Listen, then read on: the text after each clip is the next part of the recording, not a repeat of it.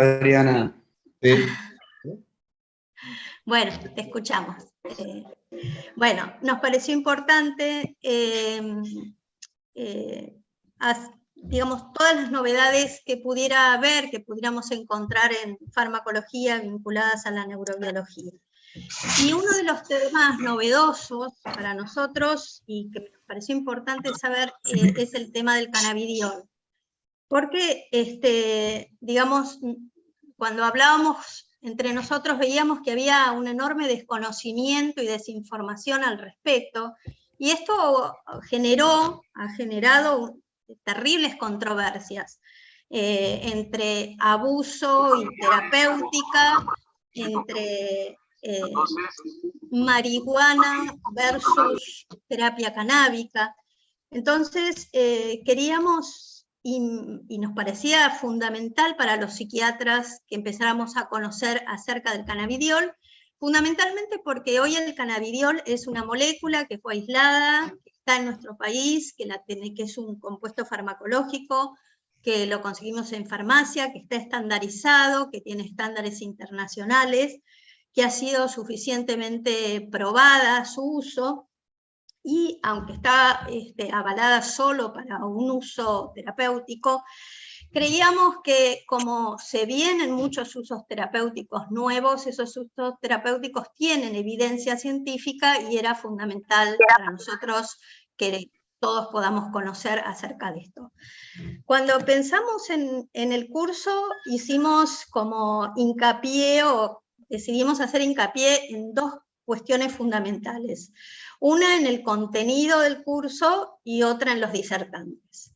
El contenido, porque tenía que ver con aquellos nuevos usos terapéuticos, potenciales usos terapéuticos que tuvieran aval científico, que ya empezamos a ver y que de eso se va a tratar el curso y mucho de eso vamos a mostrar.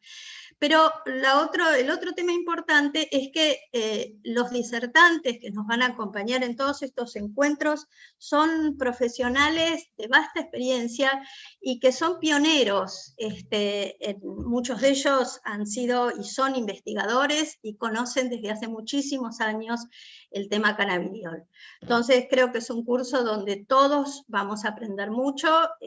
Hoy tenemos a dos disertantes que son el doctor Gustavo Blanco y el doctor Miguel Micheli. Leandro, si estás, podés presentarlos. Bueno, si no, en primer lugar, será el doctor Gustavo Blanco que nos va a hablar. Hola, estoy Adri, ¿qué tal? Muy buenas noches a todos.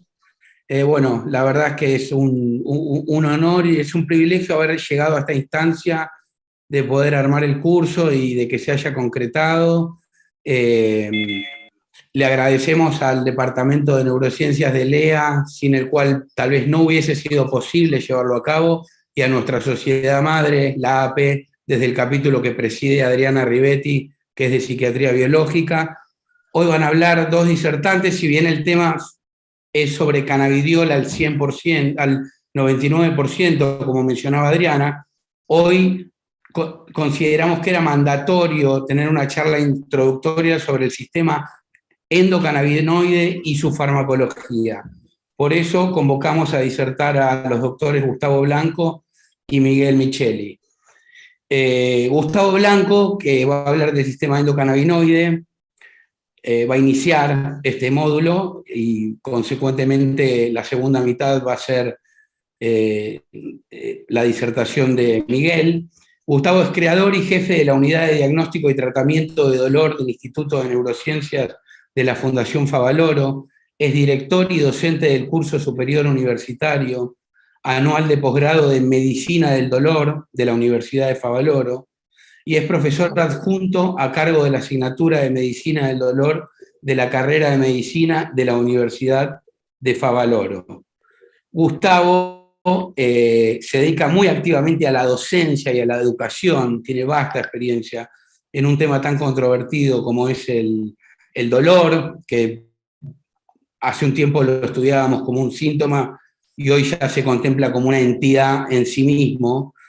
de difícil abordaje, de poco conocimiento, de poca difusión, lo cual lo ha llevado a participar en múltiples eventos nacionales e internacionales. Así que bueno, te damos la palabra, Gustavo, adelante. Gracias, Leandro, gracias, Adriana, y gracias a la asociación por esta invitación y por desarrollar este proyecto que me parece más que interesante. En el acceso directamente a mi presentación, voy a ir comentando algunas cosas acerca de lo que es esto del sistema endocannabinoide. Entonces, vamos a ver ahí. Como siempre se demora un poquito, aparecen algunas palabritas. Vamos a ver si aparece, pero todo eso es natural. En el Zoom es natural esto. Que no te responda rápidamente.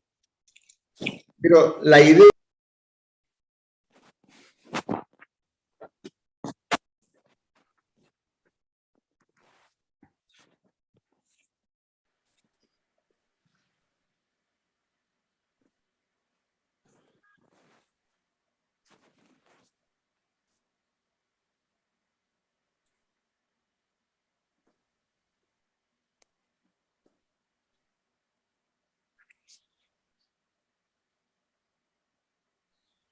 Es un trastorno severo, o sea que esto por ahí algo que muchos de ustedes no tienen incorporado, es que es un trastorno que tiene una alta tasa de...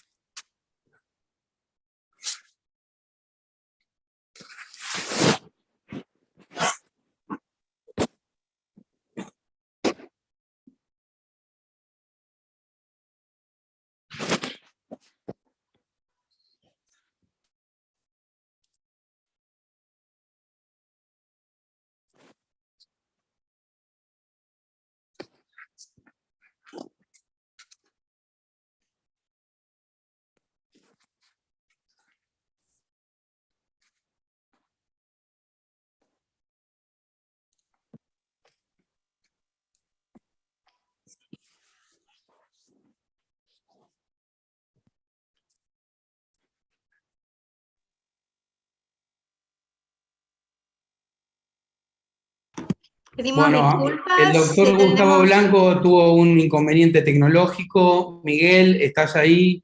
Vamos a iniciar con tu disertación. Sí, no hay problema. Que es sobre la farmacología del sistema endocannabinoide. Biólogo, farmacólogo, especialista en medicina del dolor y cuidados paliativos. Es subdirector de la carrera de médico, especialista en farmacología de la Facultad de Medicina de la UBA. Es coordinador de la Comisión de Farmacología Clínica y Comisión de Estudio y Tratamiento del Dolor, y es instructor del Essential Pain Management World Federation of Societies of Anesthesiologists. Así que, bueno, Miguel, inicia con tu charla sobre la farmacología del sistema cannabinoide. Está bien. Bueno, buenas noches. Gracias por la invitación. Vamos a ir compartiendo la pantalla.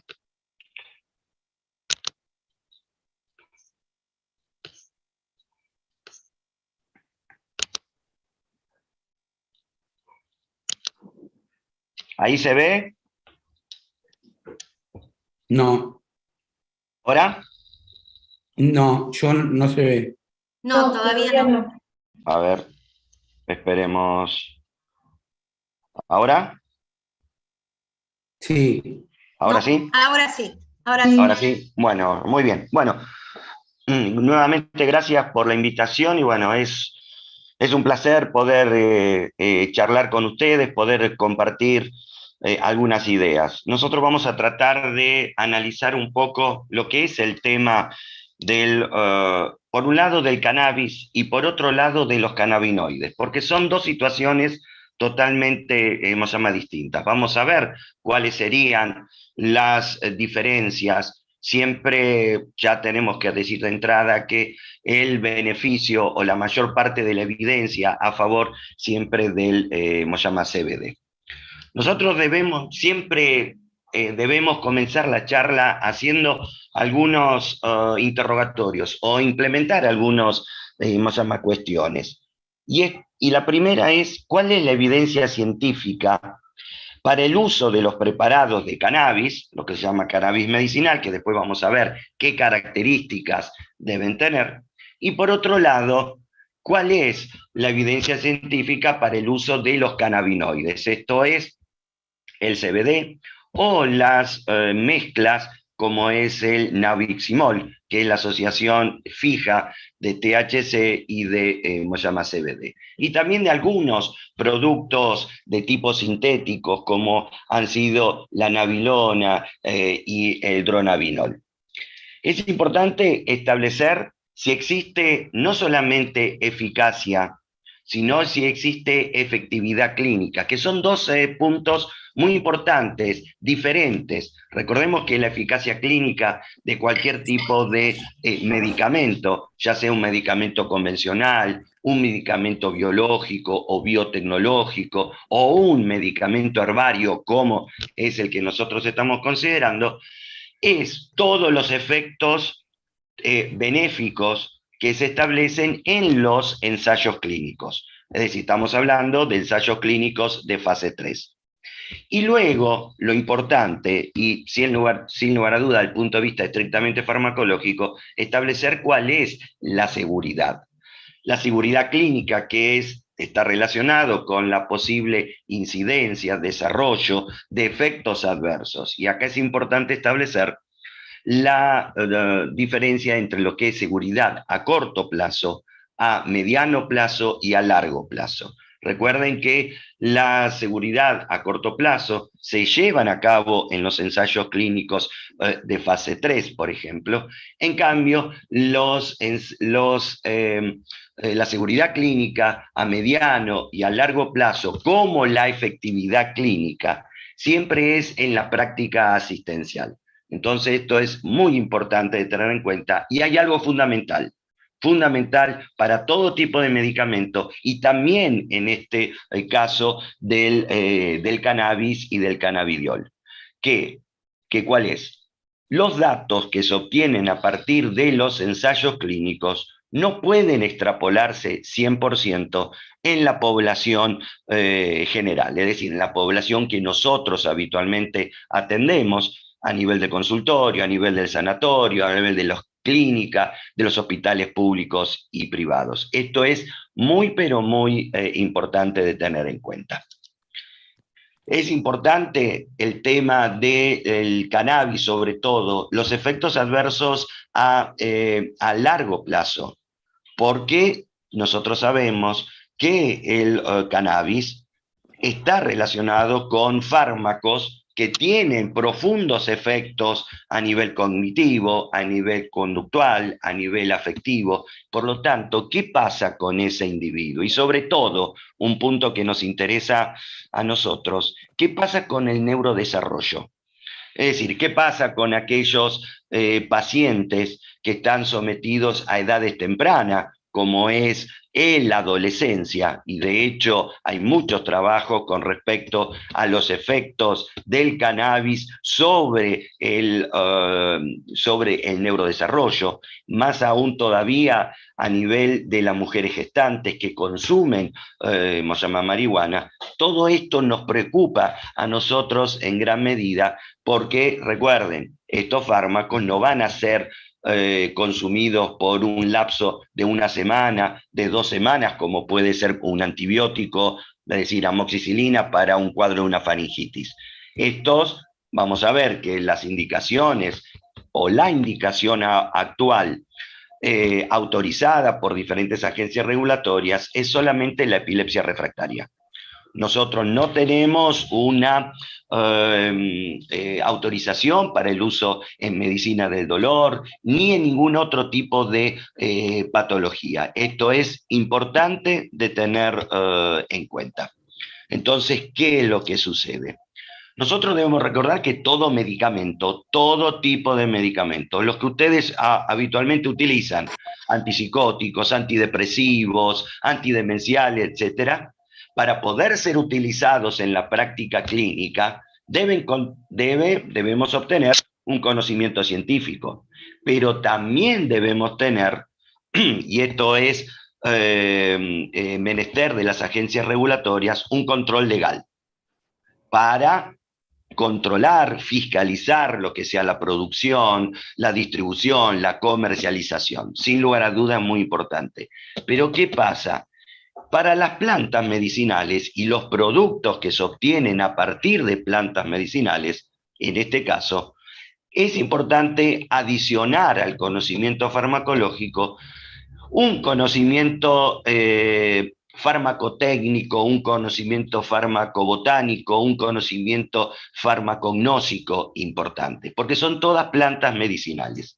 Y esto realmente es muy importante y se hizo un avance muy interesante y es lo que nosotros queríamos como del punto de vista de la farmacología, estandarizar el producto, porque nosotros sabemos que teniendo en cuenta los medios de cultivos, teniendo en cuenta qué forma de cultivo, por ejemplo, el cultivo indoor, el cultivo outdoor, la cantidad de agua a la cual está sometido y también las variedades genéticas de las plantas, el contenido de THC, el contenido de CBD van a ser muy diferentes. Y este es uno de los problemas que teníamos en el caso de la utilización de aceites de cannabis. Aceite de cannabis que tenía múltiples orígenes y no los podíamos comparar. Y de hecho hubo muchos trabajos, y los invito a entrar a la cátedra de farmacognosia de la Facultad de Farmacia y Bioquímica, en la cual se interesó por este tema para ver qué contenido tenían de cada uno de estos principios activos en las diferentes muestras que se usaban en distintos pacientes. Y el resultado fue una amplia variabilidad en lo que respecta a concentración de THC y concentración de CBD. E inclusive, acá yo les traigo uno de los directores médicos de GW Pharmaceutical, que es una compañía farmacéutica de fusión canadiense, que es pionera en el desarrollo de productos de base de cannabis. Ustedes deben seguro conocer el tema del Sativex, que es esa mezcla, esa asociación fija entre THC y CBD, que fue aprobada para la utilización en la espasticidad relacionada con enfermedades neurodegenerativas como son la esclerosis lateral amiotrófica. Él mismo, acá el doctor Russo, lo que habla, que los medicamentos, y esto lo voy a leer en forma exacta porque es realmente muy importante, los medicamentos cannabinoides deben estar estandarizados. ¿Por qué? Para obtener confianza por parte de los médicos y de los pacientes. Uno de los temas de discusión entre las diferentes especialidades médicas o directamente el personal médico es la desconfianza en qué es lo que tiene ese aceite que nosotros tenemos. Por supuesto que esta confianza debe ser transmitida al paciente. A su vez, estos determinados productos deben establecerse su eficacia, como dicen acá, en ensayos clínicos randomizados, aleatorizados, con estrictos criterios de selección, de inclusión, de exclusión, etc. Y deben seguir, por supuesto, una metodología científica adecuada. Por supuesto que el producto que nosotros debemos probar en los ensayos clínicos deben estar avalados, deben estar fiscalizados por las buenas prácticas de manufacturación y de procedimientos de agricultura. Por lo tanto, esto es lo que a nosotros nos da que la calidad del aceite de cannabis. Esto era lo más importante que nosotros solicitábamos. Esto, la calidad, nos permite a nosotros establecer qué concentración tiene, porque después vamos a ver que el cannabis medicinal tiene una determinada concentración, es lo que se denomina quimiotipo 3, baja concentración de THC, alta concentración de CBD, y una determinada concentración me va a permitir a mí hacer todos los estudios, por ejemplo, dosis-respuesta. hacer. Yo no puedo establecer este tipo de estudio, que es fundamental dentro de los ensayos clínicos de fase 3, si no conozco la concentración. Es decir, es lo que yo siempre digo, nosotros damos amitriptilina, o ustedes dan amitriptilina, pero 25, 50, 100 miligramos, porque saben cuál es la concentración que tiene en el comprimido, de 50, de 100, etc. Eso es un punto fundamental. Posteriormente, una vez que tenemos esto, ahí sí ya realizamos un uso empírico. Sin lugar a duda, el nivel de eficacia y efectividad clínica es nulo. Recordemos que si nosotros exigimos ensayos clínicos, todas las etapas, investigaciones, desarrollo, en el desarrollo de un nuevo antipsicótico, de un nuevo antidepresivo, de un nuevo antidemencial, etcétera, etcétera, también nosotros debemos exigirle esto a todos los preparados vegetales, es decir, los productos que se obtienen de diferentes plantas medicinales. Por supuesto, someterlos a los ensayos clínicos y, sin lugar a duda, lo más importante, porque recuerden, no puede extrapolarse 100% en la práctica clínica, los estudios fármaco-epidemiológicos. Entonces, yo los invito a que ustedes piensen si esto se ha cumplido. Es decir, si los ensayos clínicos han sido en forma correcta, si se han realizado estudios fármaco-epidemiológicos que a mí me permitan establecer seguridad a mediano, a largo plazo, y si me han permitido establecer la efectividad clínica. Recuerden que todo esto lleva unos cuantos años, lleva unos cuantos estudios. Entonces mi pregunta es, ¿se ha realizado esto con los diferentes preparados de cannabis y de los cannabinoides? Nosotros tenemos una ley que fue sancionada en el 2017 de investigación, ¿sí? Esto no era necesario esta ley para poder investigar. Nosotros antes podíamos investigar tranquilamente. Quizás no se podían hacer ensayos clínicos, pero sí se podían hacer estudios fármaco-epidemiológicos y estudios farmacéuticos. Entonces pregunto si se han realizado, es decir, les pregunto y ustedes analicen si se han realizado o no. Toda esta preocupación de la investigación de cannabis tiene que realizarse, debe realizarse en población adulta, debe realizarse en población geriátrica y también debe ser realizada en población pediátrica. Recuerden que nosotros tenemos una entidad madre que es la Unión Internacional de Farmacología Pura y Aplicada, tenemos el ICH, la Conferencia Internacional de Armonización de Productos Farmacéuticos, tenemos las agencias regulatorias FDA, EMA y nuestra propia ADMAT, que nos permiten realizar ensayos clínicos en población pediátrica. No es más ya población vulnerable, sí, tiene algunos requisitos éticos, algunos requisitos legales particulares, pero significa que hay que realizarlos. Y lo interesante es, por ejemplo, faltan muchos estudios farmacológicos a nivel de la población pediátrica, pero siempre tienen que obedecer o tienen que estar guiados por estas disposiciones de los ensayos clínicos de las agencias regulatorias. La ADMAT hizo un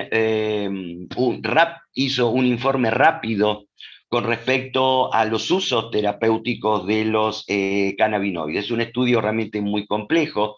Se hizo una revisión sistemática, un metaanálisis de numerosos estudios hasta ese momento publicado, y se analizó sobre dolor crónico, náuseas y vómitos inducidas por quimioterapia, radioterapia, resistentes, que no responden a las medidas habituales. En el caso de la anorexia por HIV-Sida, la espasticidad, los síndromes epilépticos, es decir, la epilepsia refractaria. Básicamente nos este informe lo que ha visto que la eficacia de los cannabinoides es dosis dependiente. A medida que incrementamos la dosis, mayor va a ser el efecto. Pero nunca, nunca solos. Y esto es muy interesante. El uso de cannabis en la utilización solo no va. Siempre los resultados positivos fueron cuando se hizo terapia add-on, es decir, terapia aditiva. Dio resultado cuando el CBD, cuando se lo asoció con opioides para el tratamiento de dolor, dio resultado cuando se lo asoció a diferentes antiepilépticos, en el caso de la epilepsia refractaria, pero nunca solo. Lo interesante es que nunca es de primera elección, de primera opción. Por ejemplo, las diferentes guías latinoamericanas de dolor neuropático, por ejemplo, de las guías de la GIAPS, de la Asociación para el Estudio Internacional de Dolor, no informan de la utilización de cannabinoides como primera línea, como segunda línea. La única que habla de uso es la guía de dolor neuropático de la Sociedad Canadiense de Dolor, que lo coloca en tercer lugar. Pero no hay ninguna agencia regulatoria. El NICE tampoco, de Inglaterra, tampoco lo ubica. Esto está en consonancia con el informe que ha emitido nuestra agencia regulatoria. La marihuana es una planta alucinógena. Es una planta alucinógena y como toda planta alucinógena, ustedes mejor que yo lo conocen, se caracteriza por generar efectos conductuales, efectos cognitivos y efectos psicomiméticos. Existen varios ejemplos. ¿Sí? El cannabis es uno de los que van a generar, pero tenemos otros, como es la veladona, muy conocida por los anestesiólogos, el estramonio también muy conocida porque a partir de esto se obtiene la escopolamina y la atropina, que en altas dosis sí genera cuadros sí, muy importantes de delirio, pero también tenemos la mandrágora, la ayahuasca, que ha traído muchos problemas en países como Colombia. Lo importante es que existen diferentes tipos de cannabis, es decir, de planta del cannabis. Y esto es muy importante, el cannabis indica, el cannabis sativa, el cannabis ruderalis, pero las más importantes son el cannabis sativa y cannabis ruderalis. Tienen diferencia, y sobre todo diferencia, vean en la parte inferior de la diapositiva, que es precisamente lo que corresponde al contenido de THC y de CBD. Precisamente nosotros obtenemos lo que respecta el aceite de cannabis que se utiliza, es a partir del cannabis sativa y tiene alto contenido de THC y bajo contenido de CBD. Todo lo contrario a lo que nosotros estamos buscando. Lo interesante, y acá viene una notable diferencia, el cannabis no tiene solamente cannabinoides, y el cannabis sativa no tiene solamente cannabinoides, sino que tiene otros principios activos que se obtienen, que también están presentes en otras plantas medicinales. Por ejemplo, los terpenos, por ejemplo, los flavonoides, por ejemplo, los alcaloides. Y la pregunta es, ¿el efecto terapéutico del cannabis se debe a los cannabinoides o se debe también a los terpenos, flavonoides, alcaloides, alcoholes, etcétera? Y la pregunta es sí, por supuesto. Tenemos muchísimos terpenos. Acá les pongo un ejemplo, no hace falta que se los acuerden, pero lo importante es que hay por lo menos 20, 25 terpenos diferentes. Ahora vamos a ver cuál es su papel. No solamente tenemos terpenos, sino que también tenemos flavonoides. Estos flavonoides se encuentran no solamente en el cannabis, sino que también en otras plantas, por ejemplo, el tilo, la manzanilla. Es otros compuestos que pueden tener actividad, y de hecho tienen. Por ejemplo, acá yo les traigo lo que se llama, desde el punto de vista farmacológico, la eliminación presistémica. Nosotros sabemos que cuando administramos un fármaco por vía oral, parte de esa dosis, vamos a ponerle 10 miligramos de morfina, no se absorben los 10 miligramos de morfina.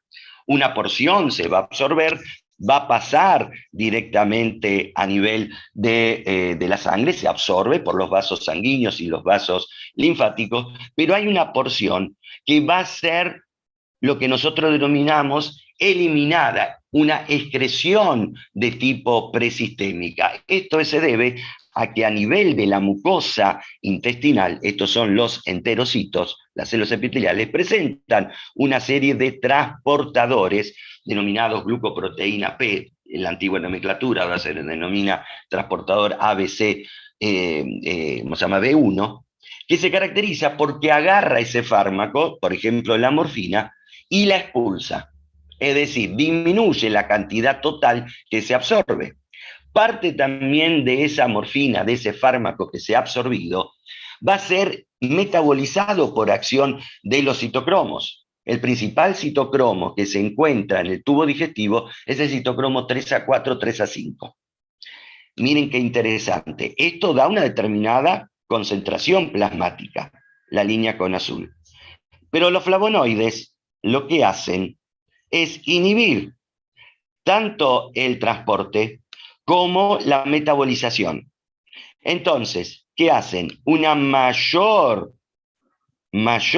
nivel plasmático, lo que nosotros denominamos mayor biodisponibilidad sistémica. Y recuerden que, por ejemplo, para el tema de los opioides, la concentración plasmática del opioide es la que va a determinar la intensidad del efecto. Mayor concentración, mayor intensidad de efecto. Si yo administro opioides más aceite de cannabis, el efecto analgésico, ¿a qué se debe? ¿Al THC? ¿Se debe al CBD? ¿O se debe al flavonoide? Los flavonoides, ¿dónde están? En los jugos de cítricos. Nosotros sabemos que si queremos incrementar la biodisponibilidad de la morfina, los que hacemos medicina del dolor lo sabemos perfectamente, ¿qué hacemos? Que tome jugo de cítricos. Nosotros sabemos que a lo largo del tiempo la biodisponibilidad oral de la morfina va bajando. Inicialmente es un 30%, luego con el tiempo baja a un 30%.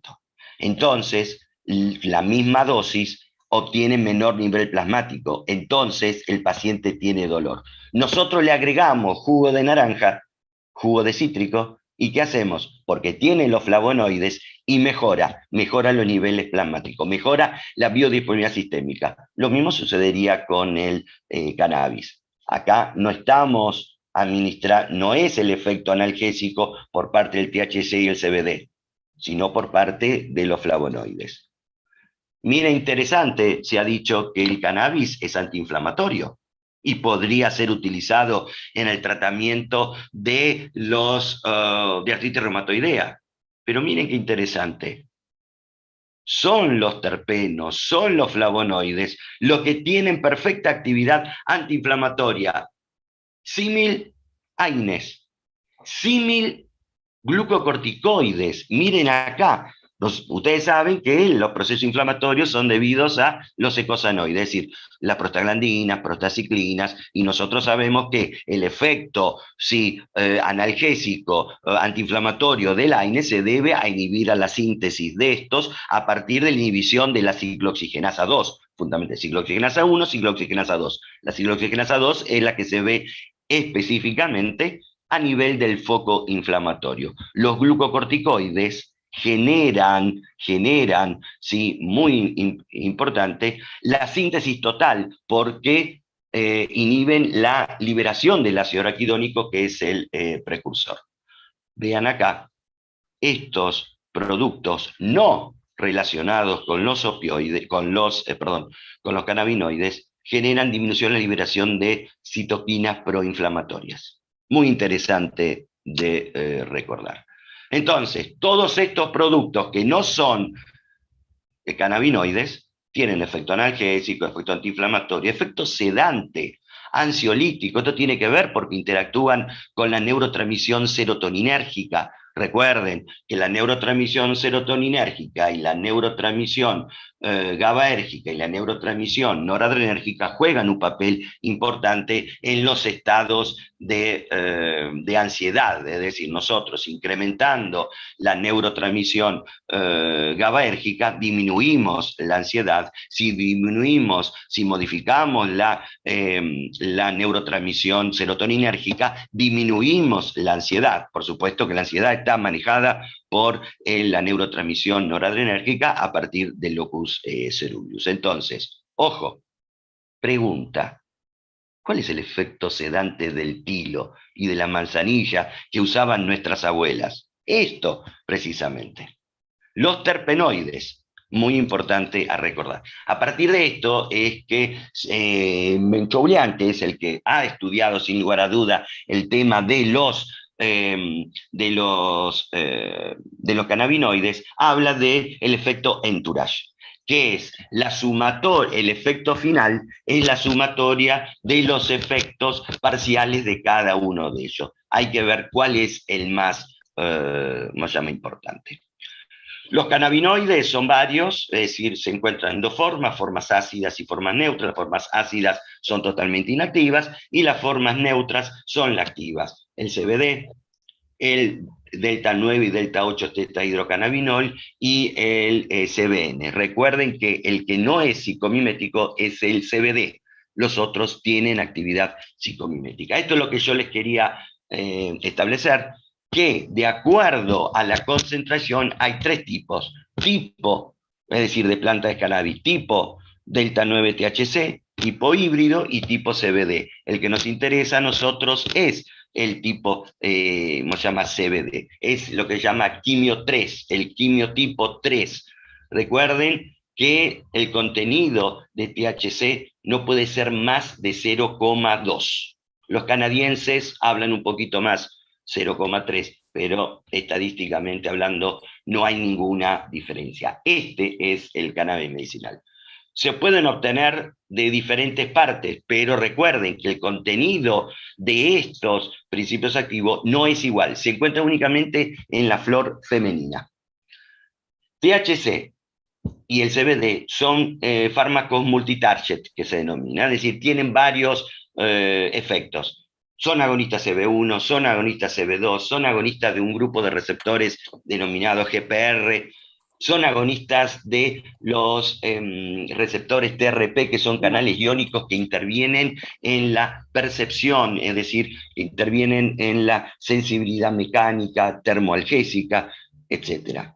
El CBD, miren qué interesante, es antagonista CB1, antagonista CB2.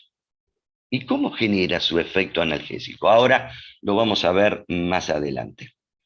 El efecto analgésico. Recuerden que los cannabinoides, los endocannabinoides, después lo van a ver mucho más en detalle, son moduladores.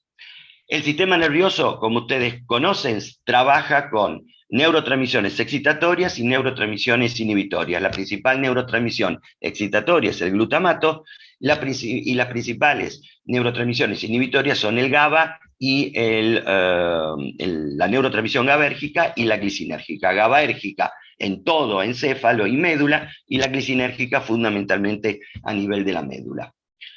Es importante que el sistema nervioso se maneja de esta forma: excitación, inhibición, excitación, inhibición.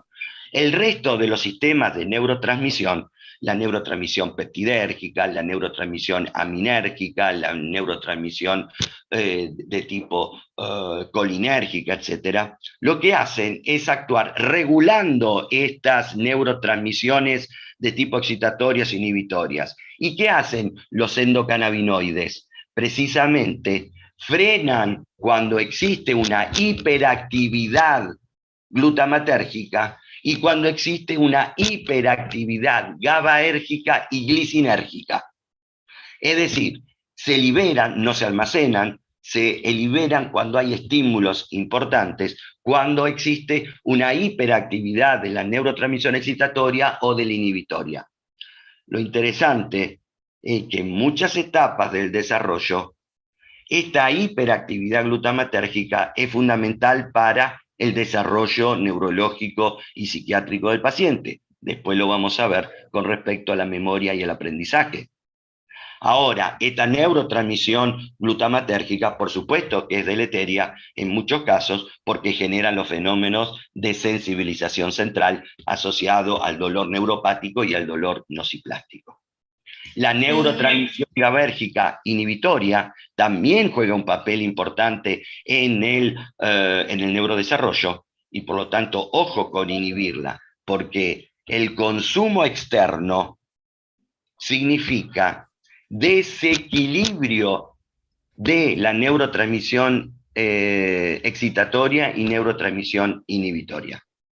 Nosotros sabemos que los cannabinoides, los endocannabinoides, lo que hacen es inhibir la liberación presináptica de todo tipo de neurotransmisores, y ahí tienen la lista. Glutamato excitatorio, acetilcolina excitatorio, dopamina excitatorio, noradrenalina excitatorio, GABA inhibitorio. El mecanismo del dolor, esto es una fibra aferente nociceptiva, ¿sí? Que A delta o de tipo C, es decir, mielínica a mielínica, pero que también se puede corresponder a una fibra nerviosa no nociceptiva, como es una A delta. Fundamentalmente lleva información a la médula a través de sustancia P y de glutamato. Nosotros sabemos que existe una despolarización, un impulso nervioso, que es una despolarización propagada, llega al terminal presináptico, abre los canales iónicos de calcio, como acá están, y estos canales de calcio se abren, aumenta la concentración de calcio a nivel de histosol, y esto libera el neurotransmisor. Por supuesto que existen receptores que modulan a nivel presináptico esta despolarización. Y acá tenemos los receptores opioides, y acá tenemos los receptores CB1. Recuerden que los cannabinoides actúan sobre receptores CB1 y CB2. CB1 y CB2. Entonces acá explicamos muy bien cómo es el efecto analgésico. Acá yo les muestro cómo, por supuesto que el glutamato, uno de los más importantes, actúa sobre los receptores NMDA, AMPA y kainato. Esto es muy importante cuando veamos el tema de la memoria y el aprendizaje. Miguel, perdón, tenemos 5 minutos. Sí, nada más. Últimos 5 minutos. Muy bien, listo. Entonces esto es para mostrar que se liberan cuando hay actividad. El efecto analgésico es por disminución en la liberación, pero también por disminución en la liberación de factores de citoquinas a partir de las células gliales a través de receptores CB2. Acá también vemos cómo estos receptores, los receptores opioides y los receptores CB, actúan en forma sistémica. En el tratamiento del dolor existe la disponibilidad, aumento de la disponibilidad sistémica y de la encefálica. La biodisponibilidad, esto se debe a interacciones farmacodinámicas y a interacciones farmacocinéticas. Nosotros debemos recordar que habíamos visto que los cannabinoides lo que hacen es inhibir, por ejemplo, el CBD, el THC, los diferentes transportadores. Y acá esto es muy importante. Esto se observa a nivel del tubo digestivo, como habíamos dicho, por lo tanto, las dosis que nosotros administramos de morfina o de otro tipo de opioides que ya no funcionan, vuelven a tener actividad. Acá vemos cómo el CBD hace el mismo efecto que nosotros habíamos dicho relacionado con los terpenos y de los terpenoides. Pero ojo, que acá vienen las interacciones, no solamente para los opioides y los antiepilépticos, sino que también para una serie de fármacos. Ojo con los opioides, aumentan los niveles plasmáticos de antieméticos, de antiarrítmicos, antihipertensivos, antibacterianos, antineoplásicos. Ojo con esto, porque si aumentan los niveles plasmáticos puedo tener mayor incidencia de efectos adversos. ¿Qué pasa a nivel de la barrera hematocefálica? Nosotros sabemos en la barrera hematocefálica atraviesan los fármacos de la sangre al líquido cefalorraquídeo, pero también existe una serie de estos transportadores que hacen que se expulsen y disminuya su concentración. Acá lo tenemos, pero ¿qué pasa cuando nosotros administramos opioides. Los opioides entran y posteriormente van a ser expulsados por estos transportadores. Pero miren qué interesante, la morfina, el CBD lo que va a hacer es inhibir a estos transportadores. Por lo tanto, los niveles que se obtienen de opioides a nivel del líquido cefalorraquídeo van a ser mayor. Eso es lo que se llama biodisponibilidad tisular, encefálico medular.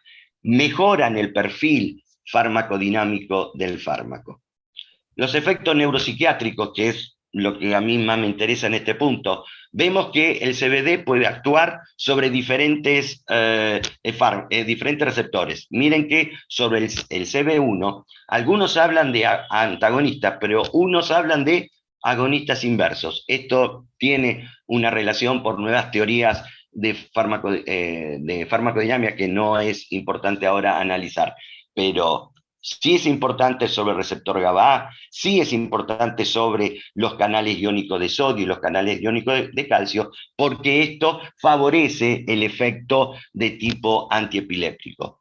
Nosotros sabemos que el receptor GABA es fundamental para el control de las epilepsias, y nosotros sabemos que el CBD lo que hace es actuar como modulador o efector alostérico positivo de los receptores GABA. Si ustedes se acuerdan, los barbitúricos, las benzodiazepinas, los hipnóticos Z actúan de la misma forma. Ojo que se potencian. Ojo que se potencian. Entonces mejoran el perfil. Y luego tenemos lo verdadero, que es farmacocinético, ¿sí? En la cual se ha visto la inhibición de enzimas que intervienen en la metabolización de ciertos antiepilépticos y los transportadores. Acá vemos cómo los tres principios más importantes del cannabis, cómo modifican cada uno de estos citocromos. Por lo tanto, aumentan sus niveles plasmáticos. Se ha visto que modifican la concentración de los antiepilépticos. Lo vamos a pasar acá rápido. En esta diapositiva se ven diferentes antiepilépticos como nivel basal, se mide en concentración plasmática, se mide en área bajo la curva, se lo toma nuevamente con el CBD y una segunda toma luego de tratamiento continuo con CBD, y vemos que los niveles aumentan notablemente. Y por lo tanto, ¿qué aumenta? La eficacia. Y acá vemos los niveles plasmáticos, como sin CBD, con CBD. Esto sería el clobazam en sangre. Esto es en cerebro. Vean cómo los niveles son muy superiores. Lo mismo sucede con los metabolitos. Los transportadores, esto es fundamental. Como habíamos dicho, para los opioides, esto se observa para los antiepilépticos. ¿Sí? Lo pasamos más rápido porque esto es lo mismo. El CBD bloquea, por lo tanto, ¿qué pasa? Los antiepilépticos se quedan más tiempo en el líquido cefalorraquídeo, aumentan su concentración, y por lo tanto, no hay antiepiléptico que escape a esto. Esto explica por qué en terapia add-on con antiepilépticos mejora los cuadros de epilepsia. Y esto es fundamental. Sobreexpresión de transportadores en pacientes con epilepsia refractaria. Antiepilépticos atraviesan, sí, la membrana, pero luego son expulsados. Por lo tanto, si estos fármacos inhiben estos transportadores, mejoran la concentración. Esta es la teoría actual de la epilepsia refractaria. Y realmente da muchos beneficios. Esto lo leo en forma estricta. El 30% de los pacientes con esquizofrenia y con epilepsia no responden adecuadamente a la terapia.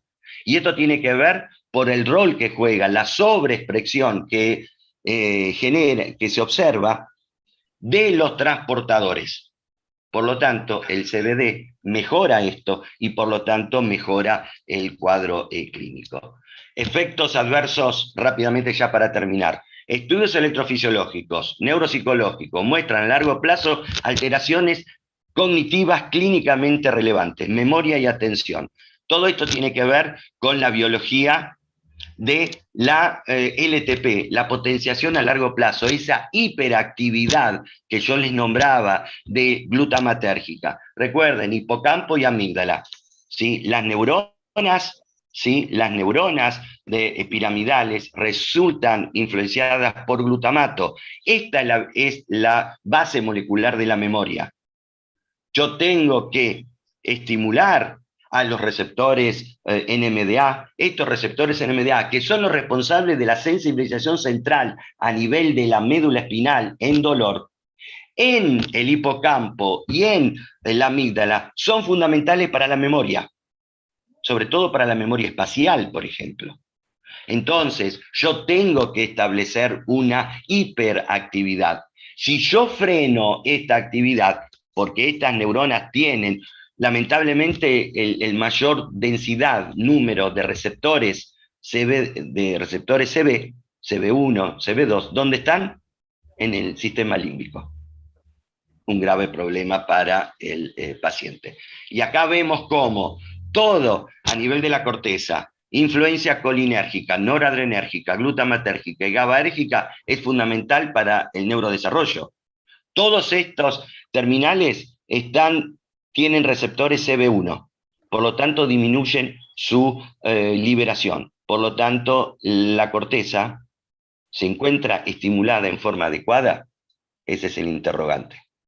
Nosotros tenemos acá mejor, en la corteza motora, receptores CB1, que inhiben a la inhibitoria, a la GABAérgica. Esto no es muy bueno que digamos.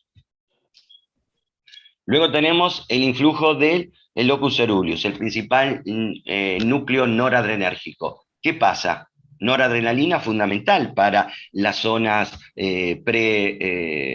prefrontales.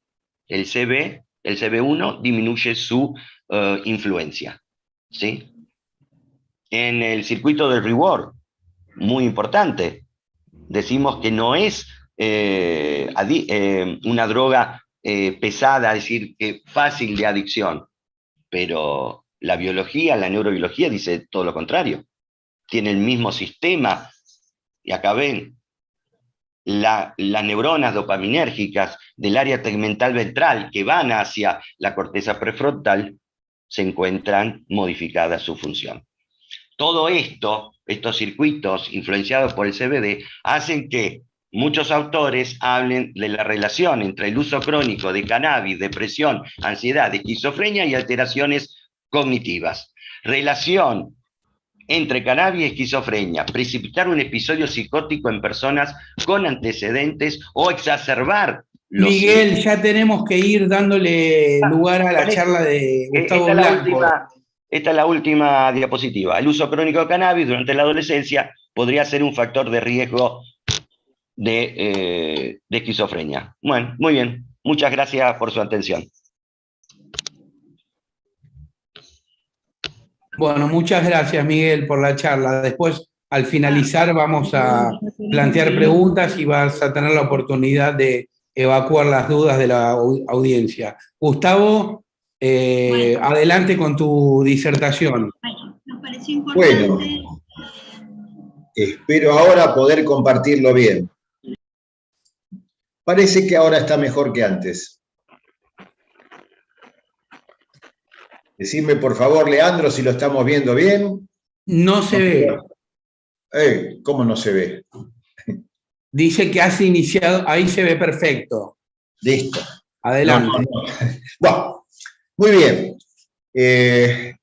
Miguel me ha facilitado parte de lo que tenía para conversar con ustedes, así que esto va a ser un poquito más rápido entonces, pero el objetivo era, si lo hubiéramos hecho al revés, incluirnos dentro de lo que era la neurobiología del sistema endocannabinoide. Entonces, cuando empecé a plantearme esta charla, dije, ¿por qué tenemos que hablar de esto? Fundamentalmente porque en los últimos años hemos tenido una enorme evidencia que este sistema llamado endocannabinoide actúa en la neurobiología de las enfermedades neuropsiquiátricas, situación que los compromete seriamente a todos ustedes.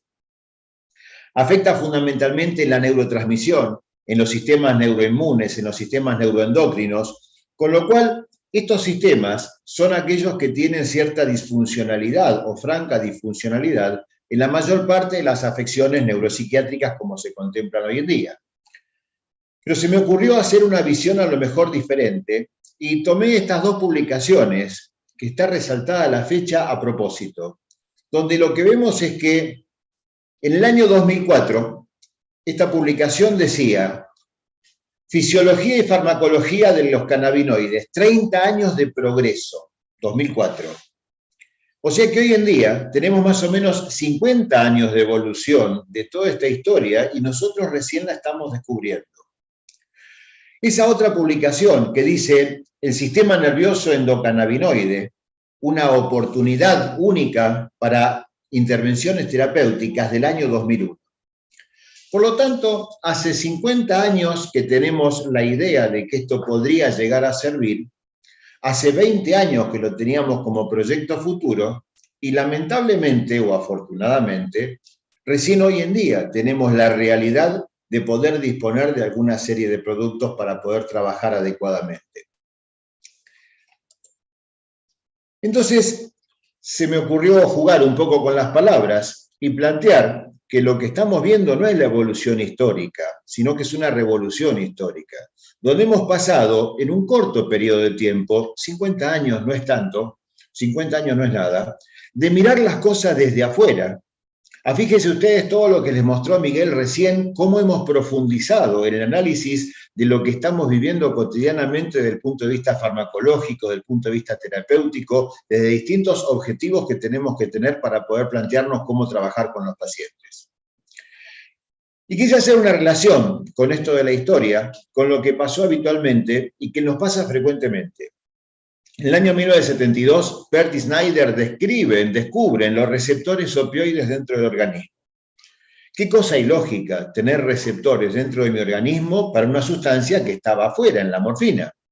Unos pocos años después, se describen las endorfinas, los péptidos opioides endógenos, aquellas sustancias que actuaban sobre estos receptores. Mucho tiempo atrás, y lo vamos a ver ahora próximamente, se describen los receptores cannabinoides. Y al describirse los receptores cannabinoides, quedaba pendiente el poder saber con qué se estimulan. Y ahí se empezó a pensar en la teoría de los endocannabinoides, y se descubrió que eran metabolitos desintegrados a partir del ácido araquidónico, que iba a metabolizarse por distintas enzimas y que iba a tener algunas acciones y propiedades similares a los componentes del cannabis sativa, como vimos previamente. Pero yo les decía que esto transcurrió en mucho tiempo. En el año 1940 se aísla el cannabidiol, sustancia que 80 años después estamos empezando a usar terapéuticamente. En el año 1988, casi 50 años después, se identificó el receptor CB1 en ratas y un par de años después se pudo identificar en humanos. Pero se identificó primero el receptor y unos años después se descubrió la anandamida como primer endocannabinoide, de los cuales hay muchos, pero hay dos que son los fundamentales y con los que más nos vinculamos, la anandamida y el 2-araquidonilglicerol, el segundo endocannabinoide. Y es recién, desde el año 1995, que nos vamos a dar una idea integral de lo que es el llamado sistema endocannabinoide. Sistema no es ni el receptor ni la sustancia. Sistema llamamos a la agrupación de los receptores cannabinoides, que identificamos claramente los 1 y los 2, los receptores 2, a las sustancias endocannabinoides, que van a ser aquellas que van a actuar sobre estos receptores, pero también a todos los pasos metabólicos y las enzimas metabólicas de este sistema endocannabinoide. Y estos receptores cannabinoides son llamados receptores de tipo GPCR, receptores vinculados a la proteína G, que son receptores transmembrana que entran y salen varias veces, la membrana 7 veces, y permite esto tener una vinculación con el medio extracelular bastante importante y bastante rápida. Voy a tratar de no hacerlo tan farmacológico, sino hacerlo un poco más dinámico. Pero tal vez lo importante también era ver que estos receptores a nivel del organismo, cuando se describió primero el receptor CB1. con una particularidad: se encontraba predominantemente en sistema nervioso central, y se pensó que era exclusivo de ahí. No, está en muchas partes del cuerpo. Así como los CB2 vamos a ver después, que se describen primero en el aparato, en el sistema inmunológico, pero también forman parte del sistema nervioso central. Pero la relación directa de los receptores CB1, sobre los cuales actúa en forma directa el THC, por eso su neurotoxicidad, actúan sobre las funciones importantes para el aspecto cognitivo, el aprendizaje, la memoria, el pensamiento, el juicio, y actúa en otra serie de funciones motoras y en las percepciones temporales. Pero lo importante es que la activación de estos receptores actúa, modula, como bien decía Miguel Micheli previamente, modula la liberación de numerosos neurotransmisores a nivel central, tanto excitatorios como inhibitorios. Acetilcolina, noradrenalina, serotonina, glutamato, GABA, dopamina, y en lo de la dopamina, como bien decía recién, actúan los mecanismos de compensación, y la pérdida, la disfunción de la acción de la dopamina va a llevar justamente a una serie de procesos y alteraciones desde el punto de vista neuropsiquiátrico. Más allá de actuar sobre el aspecto de la nocicepción, que es un tema que probablemente ustedes lo tienen como un colateral, no es el tema primordial para ustedes. Pero como bien decíamos, también los receptores CB2R actuaban a nivel del estado inmunológico del individuo, y están fundamentalmente en todas las células vinculadas con el aspecto inmunológico, y actúan modulando esa liberación de las citoquinas proinflamatorias. Pero todo depende un poco de cuál es el estímulo que están percibiendo, porque la acción proinflamatoria puede convertirse en antiinflamatoria. Y un dato muy importante, pero muy importante, es que estos receptores tienen una presentación estándar, por llamarlo de alguna manera, a nivel de las células de la glía en el sistema nervioso central.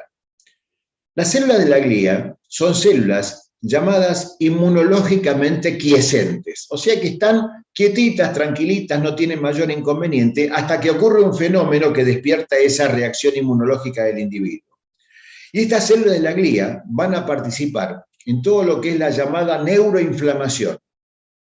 Y la neuroinflamación es un proceso por el cual no solo lo quiero asimilar a lo que es la inflamación de cualquier parte del cuerpo, donde un fenómeno de una injuria, de una lesión, va a producir la respuesta nativa del organismo, que es la inflamación, con vasodilatación, con liberación de mediadores inflamatorios, con migración leucocitaria y demás, sino que a nivel del sistema nervioso central, la neuroinflamación también produce alteraciones a nivel de la barrera hematoencefálica, con lo cual vamos a favorecer el daño regional, porque la migración leucocitaria a nivel del tejido nervioso va a favorecer zonas de daño que se van a producir y van a perpetuar ese daño y van a producir después la repercusión que vemos habitualmente en los cuadros neuropsiquiátricos también. Esto es muy importante, ¿por qué? Porque la acción, la estimulación que produce la inflamación y algunas sustancias que actúan sobre estos receptores va a modificar genéticamente la expresión de estos mismos receptores dentro de las células de la glía y van a modificar las acciones de las células de la glía. Entonces, estas células que cuando los que tenemos unos añitos más estudiábamos anatomía, histología y fisiología, eran el soporte estructural del sistema nervioso central, hoy en día resulta que no solo tienen funciones de protección y hasta de agresión para el organismo. Y eso es muy importante porque gran parte de estos receptores se establecen en las células de la glía. Y cuando hay activación de las células de la glía, se potencia genéticamente mayor expresión de este tipo de receptores. Y simplemente para tener una imagen de qué estamos hablando, porque uno parecía como que hablaba de que había algunos receptores por acá, otros por allá, prácticamente todas las zonas del sistema nervioso central tienen una variación importante de la presencia de este tipo de receptores. Pero como ustedes ven ahí enlistado, de los que tienen mayor cantidad, moderada cantidad o menor cantidad, gran parte de las estructuras, y esto nos hace entender ese tema tan importante de la interacción, de la red de comunicaciones que tiene el sistema nervioso central. Los receptores CB2 también tienen alta, moderada y baja presencia dentro de las estructuras del sistema nervioso central. Y para entenderlo un poquito más todo esto, también es importante saber que si uno pudiera extraer los receptores del sistema nervioso central, si uno los pone en una bolsita y los quiere pesar, probablemente los receptores cannabinoides son los que mayor expresión tienen en el sistema nervioso central. Entonces sí, vamos a empezar a vincular esto con todo lo que estamos viendo hoy en día. Y es fundamental porque hay receptores cannabinoides a nivel de todo el cuerpo. Y lo voy a relacionar después con otra situación especial. Pero fundamentalmente a nivel del sistema nervioso central y sobre todo del cerebro, vamos a vincular a los receptores cannabinoides con las funciones de nocicepción, de adicciones a distintos fármacos, de neuroprotección, de transmisión neurológica, de las alteraciones del estado de ánimo, de lo que es la cognición, de lo que es la neuroprotección y lo que es la modulación neuroinmunológica de todas las afecciones que tenemos. Y ahí empezamos a pensar qué importantes que son estos receptores, sobre los cuales hace un montón de años que teníamos idea, y resulta que recién ahora estamos empezando a ver el panorama. Por eso esa imagen que yo les ponía, de que parecía como que estábamos mirando hacia el cielo, a las estrellas, y ahora estamos profundizando dentro de la célula, pero en lo personal creo que nos falta muchísimo todavía. Nuestras estructuras endocannabinoides principales, ya les dije dos, la anandamida y el 2-araquidonilglicerol, tienen una estructura muy parecida a las otras que también tienen menor implicancia dentro de los procesos fisiológicos, o al menos hasta ahora no se han visto. Pero a pesar de tener una diferencia importante desde el punto de vista espacial y químico con los fitocannabinoides o exocannabinoides, resulta que las acciones que se despiertan son similares, no son iguales. Porque, por ejemplo, el THC va a tener afinidad por los receptores cannabinoides 1, pero va a tener a lo mejor una menor afinidad, pero una mayor expresión de la acción que están produciendo. Mientras que la anandamida a lo mejor tiene más afinidad y menos potencia. Entonces, por eso van a competir de una manera distinta y por eso va a prevalecer la droga que es más potente. Y por eso, como bien decía Miguel, hoy en día se propone hacer esa tendencia al cannabidiol más puro posible. Cuando salió aquel Sativex, que era la asociación 1 a 1 entre THC y CBD, el planteo fue, que salió en Canadá puntualmente, que ellos desde el año 2001 tienen todo lo que es la incorporación de investigación y de productos de la industria farmacéutica, ya por el 2003 con esta sustancia, en Canadá, ellos lo usaban para el dolor que superaba el tratamiento en pacientes con dolor neuropático. Y sigue siendo así, como bien decía Miguel, las listas canadienses, las guías canadienses de manejo del dolor, no lo ponen en primera línea, y ellos lo tienen hace 20 años este producto en el mercado. Nosotros que recién estamos empezando a tener, no tenemos ni siquiera todavía una aprobación formal para todo esto. Pero sí es importante entender que tanto la anandamida como el 2-araquidonilglicerol, los principales endocannabinoides, derivan de la modificación por medio de distintas enzimas, que no voy a entrar en detalle ahora, del ácido araquidónico. Y esto generó que se entendiera por qué no se descubrían claramente estas sustancias. Porque el ácido araquidónico se desprende de la membrana celular por medio de estas enzimas y va a terminar configurándose en la anandamida y el 2-araquidonilglicerol. Y después, por otras vías enzimáticas, se va a degradar rescatando ese ácido araquidónico que forma parte de la estructura de la membrana celular. Pero lo importante era también ver que uno podía confundirse con el concepto de que estas sustancias, estos endocannabinoides, fueran neurotransmisores. Y hay diferencias sustanciales con los neurotransmisores clásicos. ¿Por qué? Porque los endocannabinoides no se almacenan en vesículas. Y tienen un fenómeno de producción que es cuando se genera el estímulo que va a activar su producción, están a demanda. Se produce ahí y se liberan inmediatamente según necesidad, a punto de partida del desarrollo desde el ácido araquidónico. Mayormente son transmisores retrógrados, y voy a hacer un poco la referencia histórica ahora a todo esto también, como para entender un poquito el sistema. Históricamente se veía que se liberaban en la célula postsináptica y actuaban en la célula presináptica para reducir la cantidad de neurotransmisor liberado presinápticamente. De manera tal que uno veía que la acción del endocannabinoide iba a actuar de la membrana postsináptica a la presináptica y eso iba a impedir la liberación de los mediadores que iban a ser excitatorios y que iban a producir el cuadro doloroso. Pero esto fue complejizándose con el paso del tiempo, y de hecho tenemos receptores cannabinoides a nivel de la membrana presináptica, a nivel de la membrana posináptica, pero también hay otros grupos de receptores cannabinoides, perdón. Porque dentro de las estructuras celulares, y a punto de partida de la estimulación muchas veces, se diferencia otro grupo de receptores cannabinoides que van a estar dentro de las organelas que están a nivel de la célula. Van a actuar a nivel mitocondrial, alterando la capacidad de generación de energía de esa célula. Van a actuar a nivel de los lisosomas, modificando la acción de estos. Van a actuar a nivel de los ribosomas, modificando la síntesis de proteínas. Y lo que se ha observado mayormente es que aquellos receptores cannabinoides que actúan dentro de las organelas celulares no son los constitutivos de la membrana, como que hubiera dos grupos diferentes de estos receptores. Pero sí, lo que vemos es que la activación del receptor cannabinoide a nivel de la membrana celular va a reducir el AMP cíclico, va a reducir el calcio intracelular, y en las otras sustancias que están dentro de la célula va a producir otras alteraciones que van a modificar la función celular. Ezequiel, si podés bloquear el sonido, te lo vamos a agradecer. Bien, cuando hablábamos recién, gracias, cuando hablábamos recién de todo esto que estaba diciendo, lo vinculaba fundamentalmente con la protección a nivel neurológico de las células.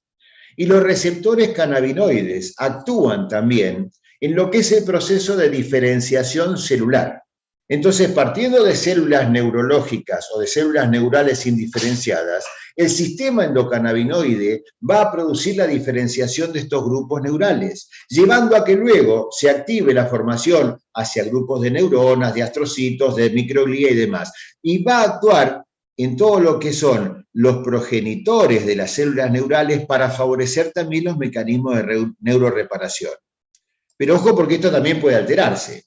Entonces sí, vemos que a nivel de la utilidad de los cannabinoides, endógenos, exógenos, depende de lo que podamos lograr sobre las células madres neuronales, hay una serie de implicancias fisiopatológicas. Porque actuando adecuadamente o convenientemente para nosotros, los cannabinoides van a tener una cierta acción antiexcitotóxica, antiinflamatoria, antioxidante, que a lo mejor será una asociación con los flavonoides, como decía Miguel, probablemente.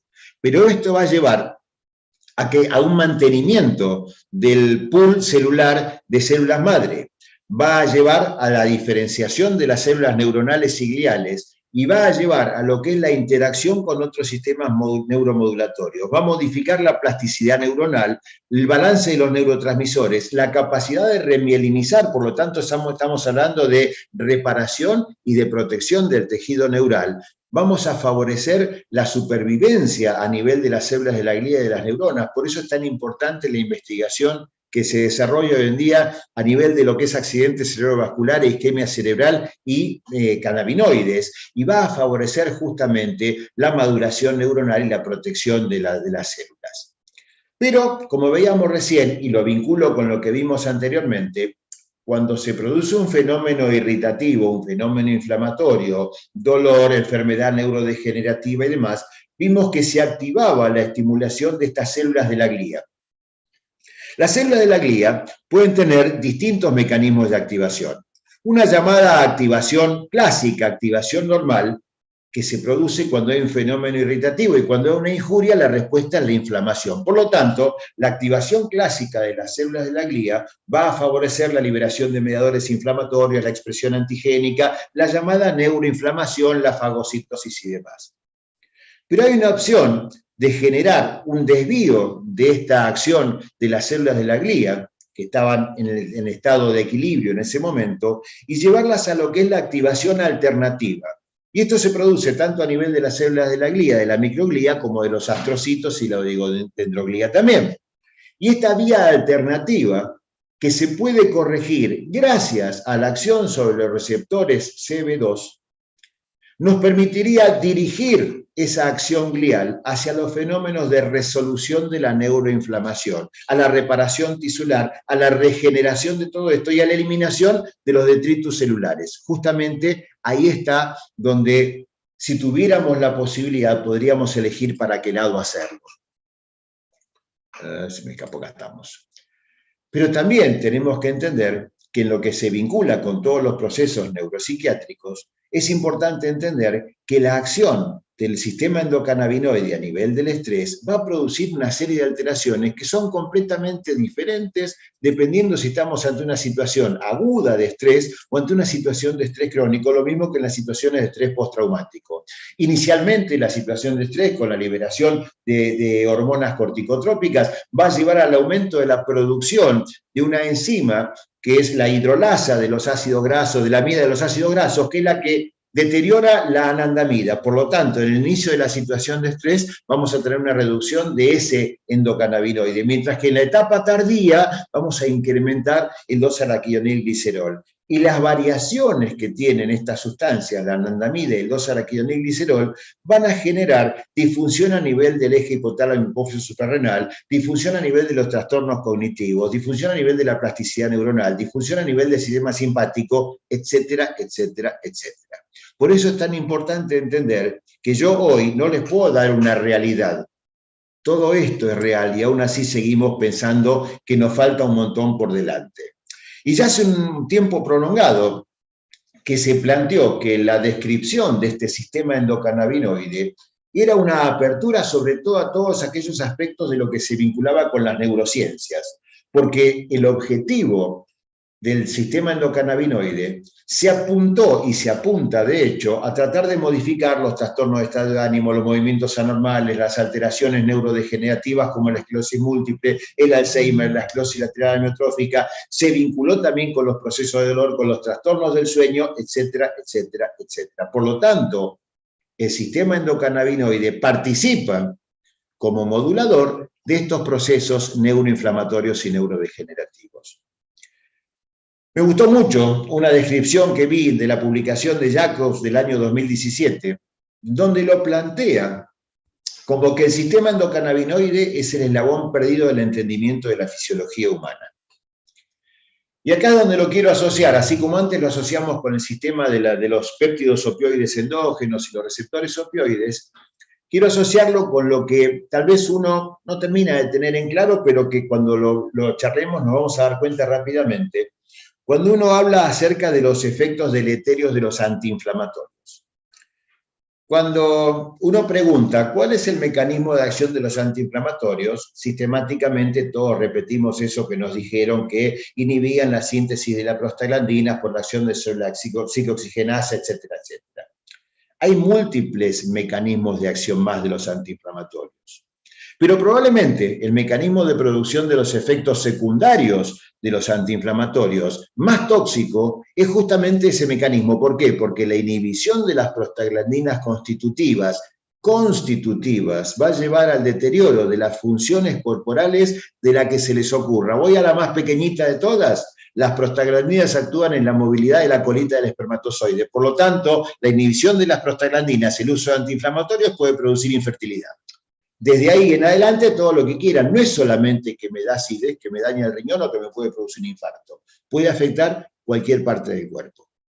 ¿Y por qué hice relación con esto? Porque el sistema endocannabinoide es tal vez el principal regulador, modulador y restaurador de todo lo que sucede a nivel de la fisiología humana.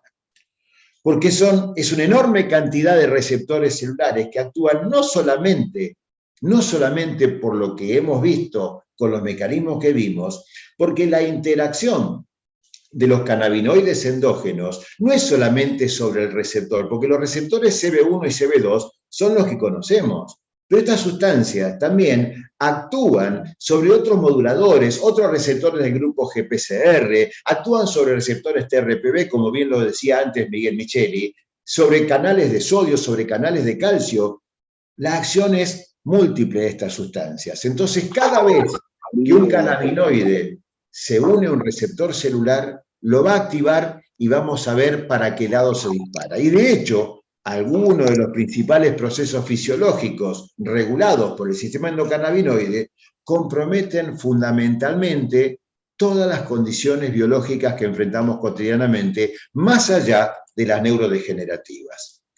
Para poder modular el sistema endocannabinoide, tenemos, como bien veíamos, los agonistas, los antagonistas, que ya vamos a ir viendo con el correr del curso, una serie de drogas, pero también tenemos sustancias que van a incrementar la liberación de endocannabinoides, sustancias que van a reducir el catabolismo de los cannabinoides. Hay una que es muy simple, porque cuando se produce la degradación del cannabinoide, del endocannabinoide, del cannabinoide exógeno, cuando se produce la degradación de estas sustancias, se va a tener que reabsorber y va a poder reintegrarse nuevamente en ácido araquidónico en la célula. Ahora la llamamos. Ezequiel, nuevamente te pido que cortes el micrófono. Gracias. Entonces, ¿qué pasa con esto? Cuando uno lo que hace es impedir ese mecanismo último, lo que vamos a hacer es hacer que permanezca más tiempo la acción farmacológica, por ejemplo, de la anandamida y del 2-araquidonilglicerol. Y sin ir más lejos, un producto de uso cotidiano, en lo que yo hago, que es dolor, como el paracetamol participa en el enlentecimiento de la degradación de la anandamida y el 2-araquidonilglicerol. Por eso va a potenciar la acción farmacológica de otros analgésicos. Entonces uno decía, el cannabidiol. El cannabidiol me plantea una duda matemática hoy por hoy, porque 1 más 1 no me da 2 con el cannabidiol. 1 más 1 me puede dar cualquier número en este momento. ¿Por qué? Porque como vimos antes, y esto era hace mucho tiempo, hace unos 10 años atrás, se veía que los caminos que podían activarse por los endocannabinoides sobre distintos receptores comprometían no solo los receptores CB1 y CB2, había otra serie de estructuras que estaban comprometidas, generando una serie de efectos que iban a ir más allá de una simple vía de señalización, como veíamos. Y hoy en día, Lía, por favor, ¿podrás cortar el micrófono? No sé por qué es tan difícil a veces cortar los micrófonos. Y hoy en día lo que vemos habitualmente es que hay un montón de acciones vinculadas al cannabidiol que va a actuar no solo en los receptores CB1 y CB2, que en realidad el THC actúa sobre el receptor CB1, sobre el receptor CB1, bien digo. Y el cannabidiol va a actuar como modulador alostérico predominantemente de este tipo de acciones. Entonces sí, vemos que podemos tener acciones agonistas, antagonistas, antiinflamatorias, inflamatorias, y vamos a actuar sobre distintos mecanismos, sobre la vía de la serotonina, sobre la vía de los canales de sodio, sobre la canales TRPV, con lo cual esto nos permite entender lo poco que sabemos hoy en día de lo que estamos hablando. Estas son algunas de las acciones potenciales del CBD, del cannabidiol, que como vimos era multitarget, era multimodal, podía actuar en un montón de aspectos y fundamentalmente, como les comentaba recién, como modulador alostérico del THC. Por eso, hace muchos años atrás, cuando recién empezábamos con la investigación de los productos farmacéuticos sobre la vía de los cannabinoides, y la asociación era 1 a 1, no encontrábamos muchas veces que tuviera tanta toxicidad desde el punto de vista farmacológico como el consumo de la marihuana propiamente dicha. ¿Por qué? Porque el cannabidiol producía cierta protección contra la neurotoxicidad del THC, pero superar ciertas proporciones vimos que no tenía demasiada utilidad. En las últimas décadas, el sistema endocannabinoide generó gran interés por su potencial aplicación en múltiples patologías. Y el conflicto surge con que el cannabis medicinal, y esto va a una pregunta que hicieron ahí en el chat, nosotros como médicos no podemos indicar aceite de cannabis porque partimos de una base ilógica, porque no sabemos lo que estamos indicando. Entonces, cuando uno de ustedes se plantee la duda existencial metodológica, si le indica o no le indica, no, yo no le voy a no indicar, si lo quiere tomar, que lo tome. Lo que yo no puedo decirle es ni cuánto tiene que tomar, ni nada que se le parezca, porque no sé qué es lo que está tomando. Porque el aceite casero y muchos aceites industriales que dicen ser aceite de cannabis no tienen nada, y cuando es aceite de la planta va a tener una proporción de THC que es lo que nosotros estamos dejando de lado para que se entienda de una vez por todas. Entonces, el objetivo del uso del cannabis medicinal propiamente dicho, en este caso el cannabidiol, es potenciar los beneficios en las enfermedades neurodegenerativas. Y a eso estamos apuntando, y eso es lo que sí compartimos, ustedes con todas las enfermedades neuropsiquiátricas, en lo que a mí me compete con todo lo que es el dolor crónico, y sobre todo porque estas sustancias tienen, las que están bien controladas, tienen un alto perfil de seguridad y de tolerabilidad para todo lo que es su uso. Pero como bien decíamos antes, también nos quedan una serie de preguntas por contestar. ¿Cuál? ¿En qué dosis? ¿Qué frecuencia de uso? ¿Qué vía de administración?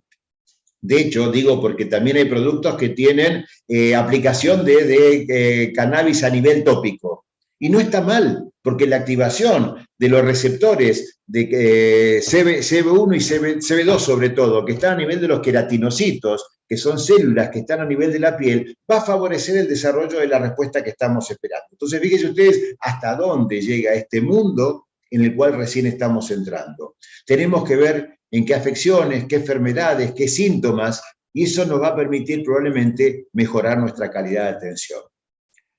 Hay un clásico dentro de la medicina que dice que la mitad de las cosas que enseñamos dentro de 5 años no van a tener valor. Lo que no sabemos es cuál de esas mitades es la que tenemos que tener en cuenta.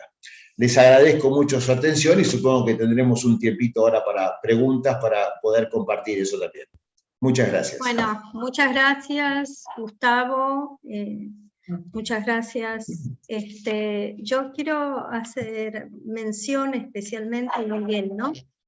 La verdad, ha sido un lujo absolutamente estas 2 disertaciones. Les pido disculpas por este ruido de mi perrito por aquí. Pero no quería dejar de mencionar las excelentes disertaciones que en realidad nos sirven para poder entender como médicos, en este caso como psiquiatras o neuropsiquiatras, lo que tiene que ver con lo que yo les decía en el inicio del curso, vinculado al uso de los aceites de cannabis. Es decir, que todo esto que hasta ahora no podíamos medir y no podíamos considerar y no podíamos prescribir, como acaba de decir recién Gustavo excelentemente, porque como médicos va en contra de lo que nosotros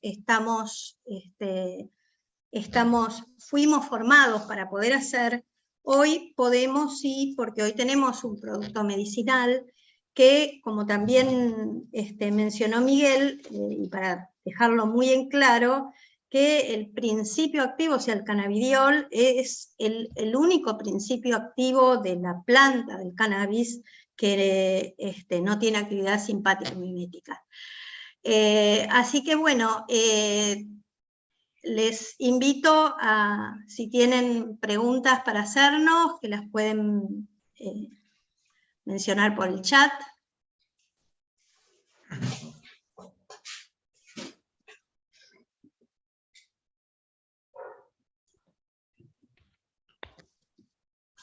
Bueno, ya que todavía no hay preguntas, yo quiero aprovechar para...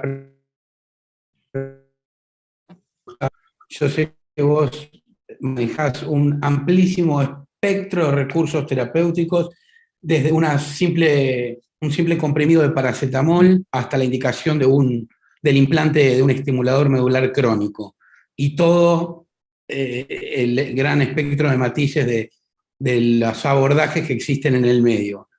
Estoy seguro, no me cabe duda, de que hay pacientes que te llegan al consultorio ya usando aceites de cannabidiol, porque nos pasa a todos, es la realidad. En la práctica cotidiana, el paciente viene y nos cuenta que lo está usando o que tiene algún familiar que lo está usando.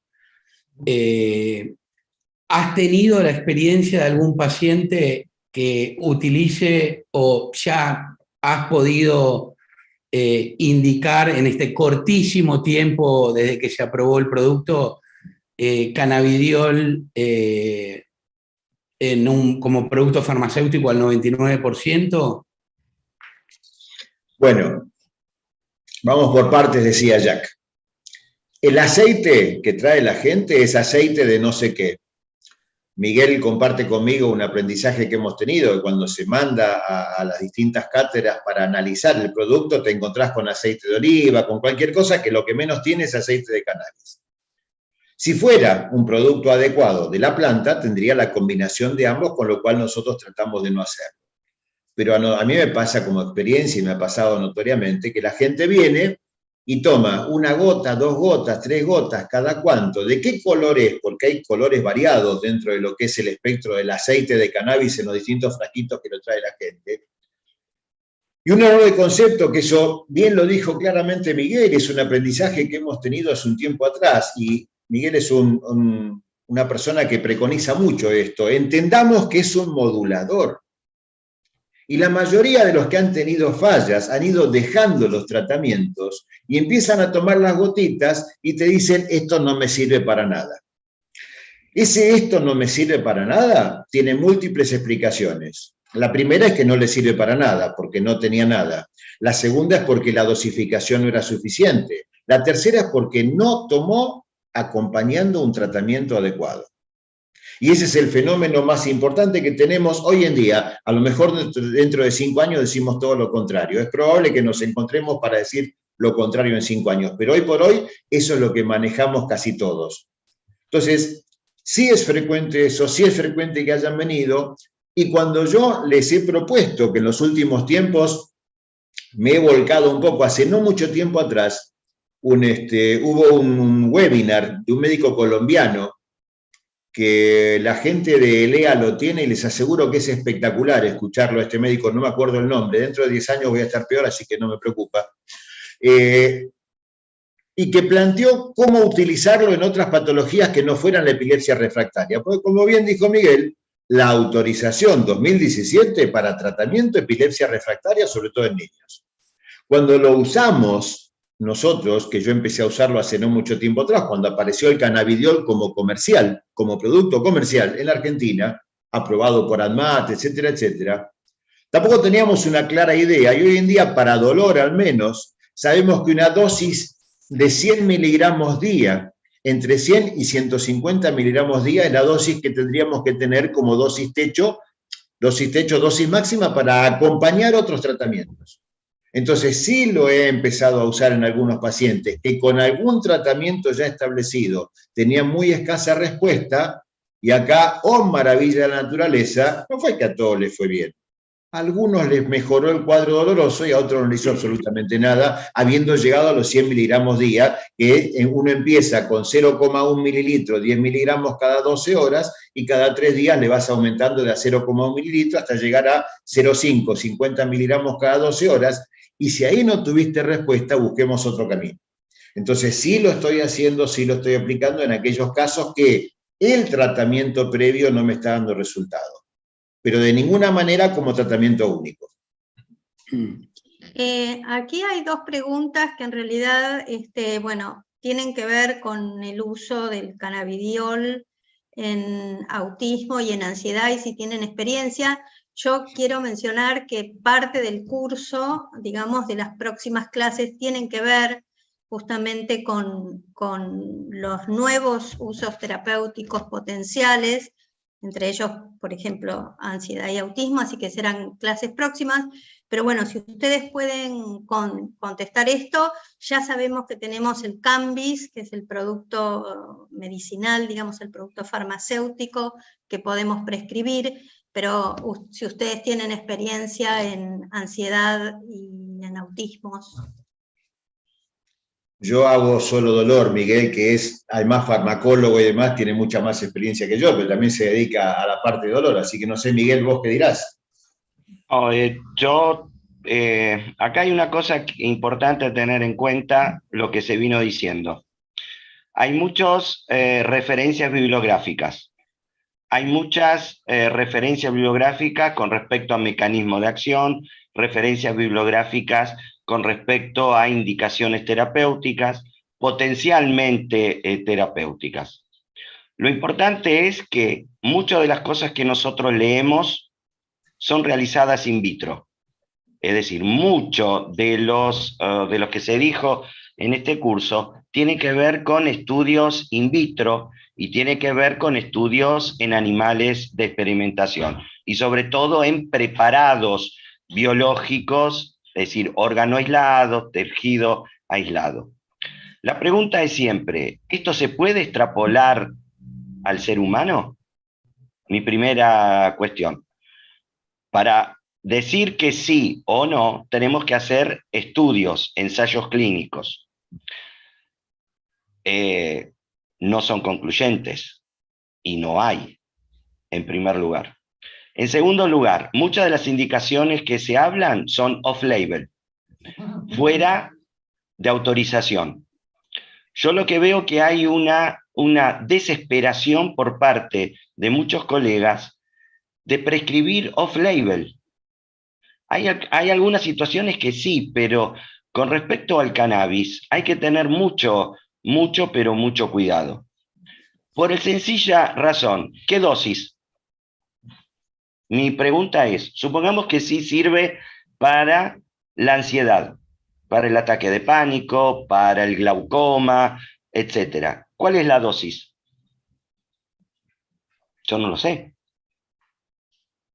Las dosis se establecen a través de ensayos clínicos, ya sea de ensayos clínicos explicativos o los pragmáticos. Los pragmáticos son los que se utilizan en la población general. Bueno, por eso, disculpa. ¿Cuántos hay? Ahí está, que Claro. esa es más o menos la cuestión.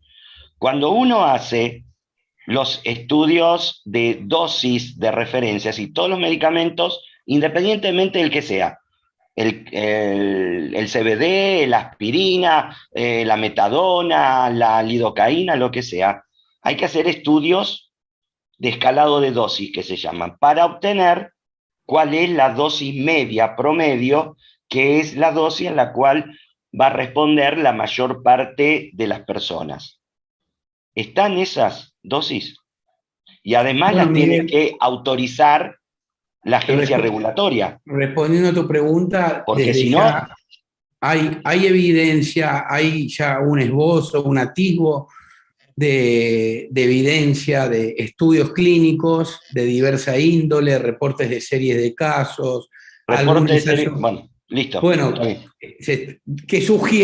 están sugiriendo el uso potencial del cannabidiol al 99% a ciertas cantidades de dosis, teniendo en cuenta que uno tiene ahora la posibilidad de poder estandarizar y saber que eso el me parece frasquito del mes que excelente. viene Es un igual gran avance al de este mes. Por sí. eso este curso se trata sobre la evidencia de los usos potenciales. Por eso, Ahora bien, exactamente. Es la evidencia científica que tenemos en los nuevos usos potenciales que hoy no están y en el futuro potencialmente sí. Y lo que significa y que es poder dejar en claro la práctica off-label y cómo se debe hacer una práctica que siempre sea avalada. Ahí está. Ahí han dicho lo que corresponde. Es decir, toda dosis, toda autorización, no la dan los ensayos, no los ponen, no nos imponen una serie de casos. La serie de casos es la que menos evidencia tiene. Es decir, nosotros tenemos una serie de grados de evidencia. El metaanálisis y la revisión sistemática es el máximo. Luego vienen los ensayos clínicos y así, los casos y controles, los estudios de corte, etc. El tema es que no sabemos, no se hizo. Cada vez que un medicamento que ya está, vamos a poner el ejemplo de la clonidina. La clonidina nosotros la usamos típicamente como antihipertensivo. ¿Sí? Como antihipertensivo, sobre todo durante el embarazo. Después empezó a ver que tenía efecto analgésico.